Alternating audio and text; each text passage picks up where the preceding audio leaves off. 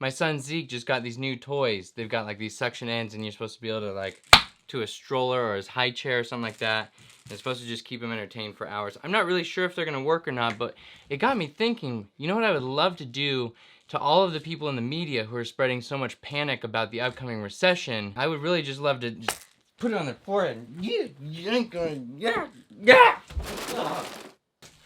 Maybe I got a little carried away. Hey Newberg, welcome back to another episode of Real Estate with Brandon Porter. Today we're talking about the difference between a housing crisis and a recession. The reason I want to get into this is because there's a lot of talk going on in the media right now about a recession coming up. Here's what you need to understand. A recession does not equal a housing crisis like we had back in 2008. Are we headed into a recession? Yes. Is it going to be anything like you're thinking it's going to be?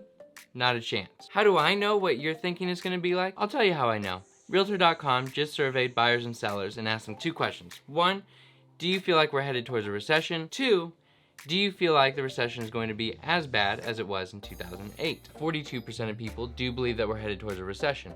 They're right. 56% of people believe that it's going to be as bad or worse than it was in 2008. They are dead wrong. But can you blame them for feeling that way? I mean, 2008, it's right in our rearview mirror. The millennial generation is the second largest, or might be the largest now, group of people buying homes. And let's face it, I mean, that 2008 is really the only frame of reference that we have as millennials as to what a recession actually is like, which is terrible because what happened in 2008 is not what actually happens in a recession. So let's take a quick look at the difference between a recession and a housing crisis. One word of advice before we get into it, just turn off the news for the next 18 months or so, at least until the election happens. You're just gonna be a happier and less stressed person if you do.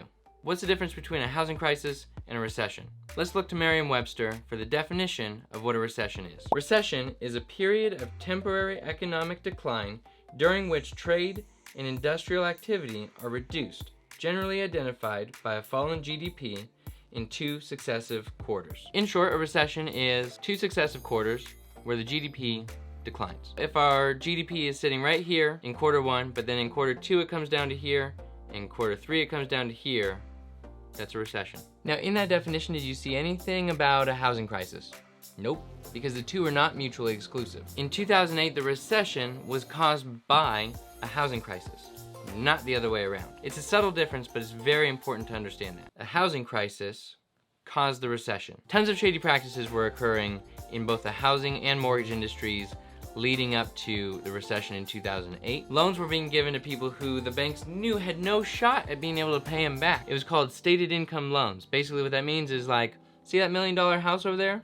I'd like to buy it. Well, do you make enough money to buy it? Yeah, I do. Okay, great. Here you go. Here's your money. Go buy your house. Wait, it only came in valued at $700,000? Hey appraiser, can you make that show $1 million? Yeah, sure, no problem, I got you. All of that has since been made illegal. A ton of regulations have been put in place to ensure that that never happens again, which is exactly why we're nowhere near a housing crisis.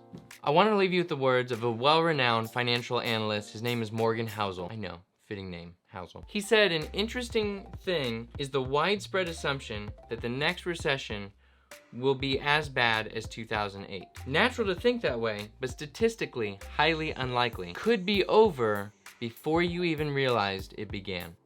Right now, we're in the longest economic recovery in United States history. We're due for a recession. Like Morgan Housel said, chances are really good that we may not even realize it happened until it's already over. One thing's for sure, it's gonna be nothing like it was in 2008, and definitely will not involve a housing crisis. Thank you so much for watching. Share this video because I want this to get out to as many people as possible, particularly in Newberg because I love you guys. I don't want the media to overrun everyone with fear because that's when people start making decisions that are based on emotion and end up hurting them and their families. Newberg, we'll see you in the next one. 42% of people believe that we're headed towards a recession. They're right. My cat's meowing at me. Cat, go out. Get down, cat.